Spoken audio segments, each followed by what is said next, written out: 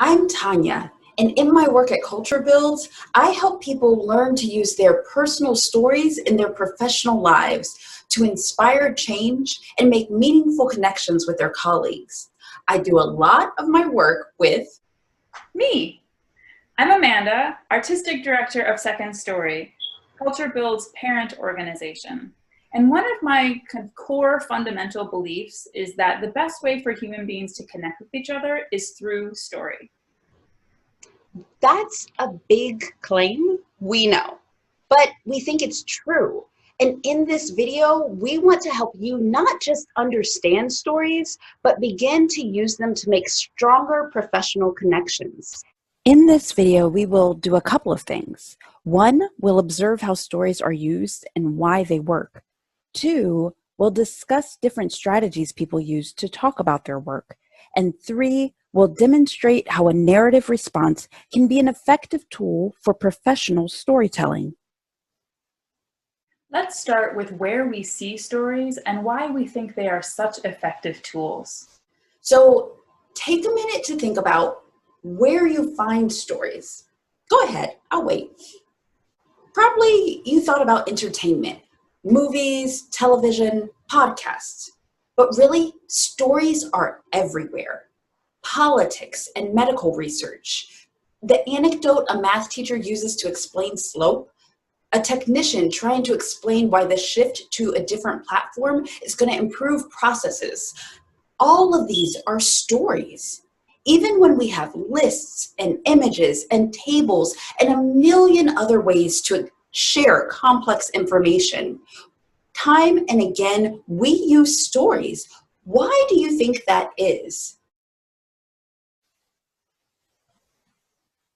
There's research that shows that stories are excellent containers for complex information because for thousands of years we sat around campfires and shared stories. Stories are how our ancestors made sense of the world, how they shared information about where danger was or strategies to survive.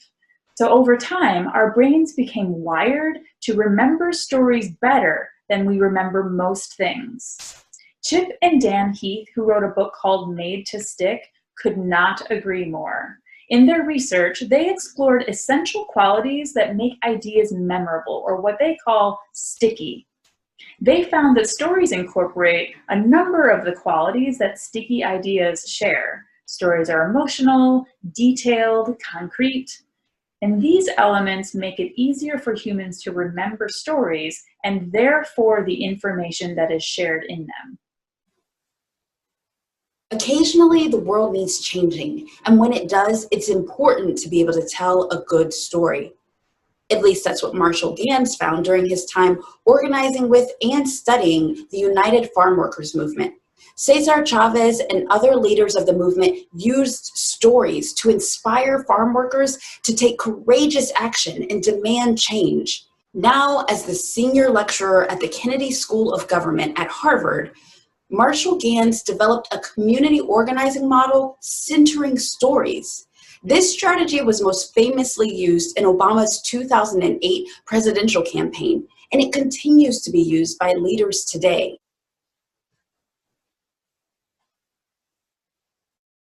Paul Ricoeur, a fancy pants French philosopher, did a mind experiment that goes like this.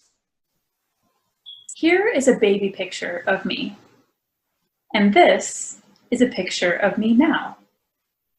Ricoeur would ask, what connects these two images? And his philosophy suggests that the truest answer is the story that I tell about them.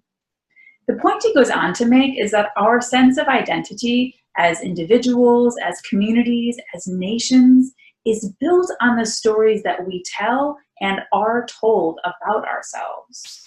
So it is incredibly hard to make meaning of our lives or to connect with one another without stories.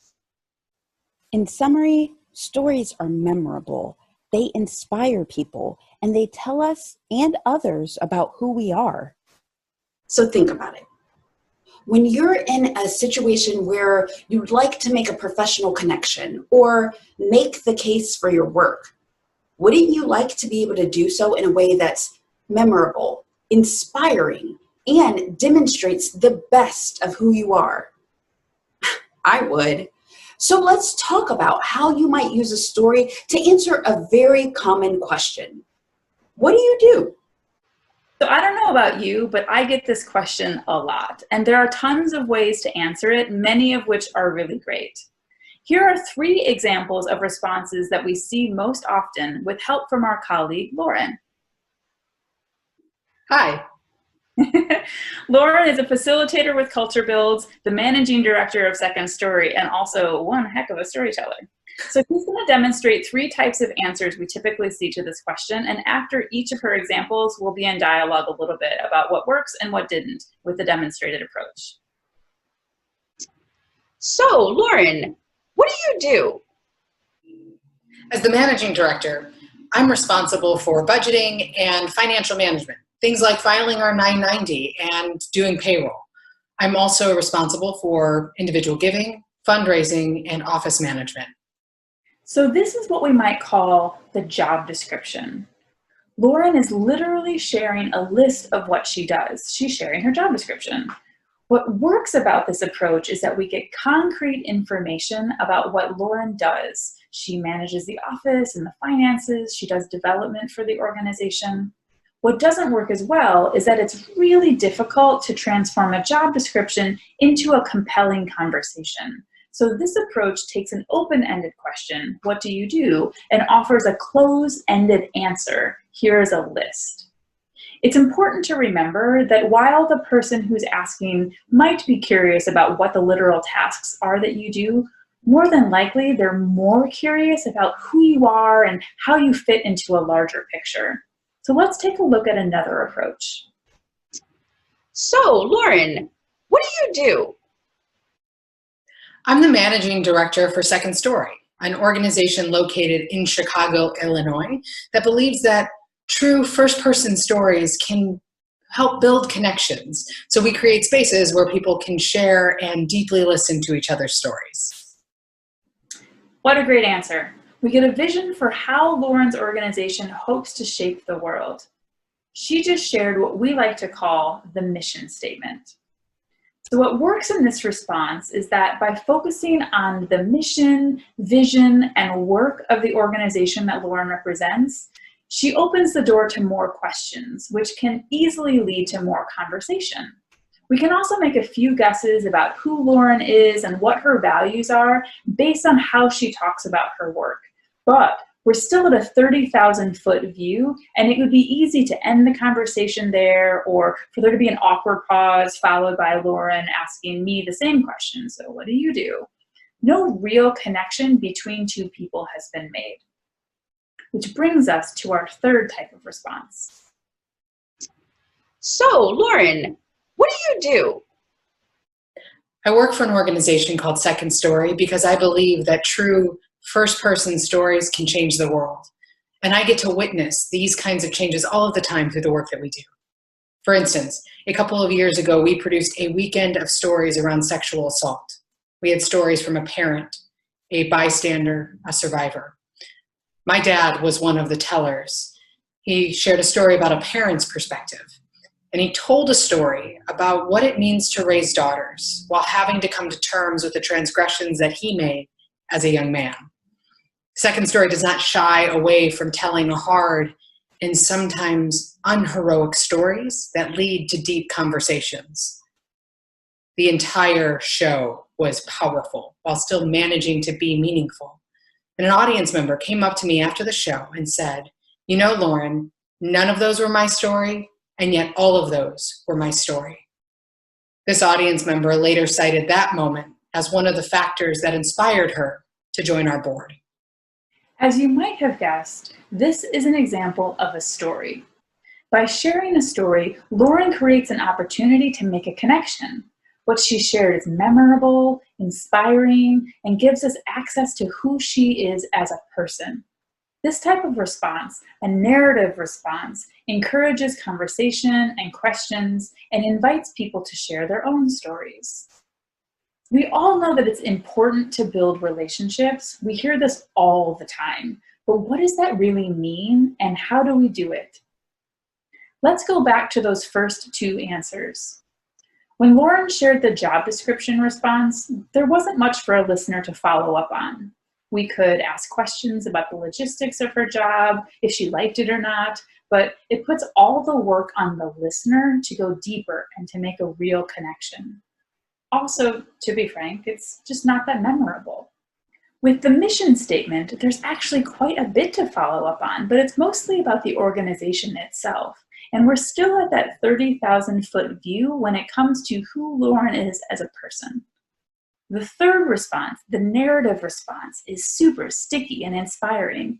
We might have a lot of questions, not just about the show and the organization, but about how Lauren's dad felt telling that story, or how it affected their family. What kind of conversations came up? Did Lauren learn anything? Or we might be curious about that audience member turned board member. How did that first conversation deepen into this lasting commitment? Or we might be inspired by Lauren's story, and the fact that she shared that story helps us to respond in kind, sharing about who we are and what inspires our work.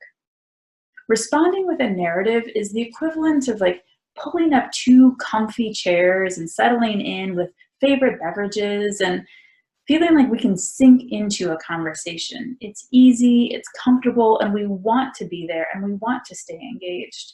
Even if we only have a minute or two, that experience feeds our innate human need for connection.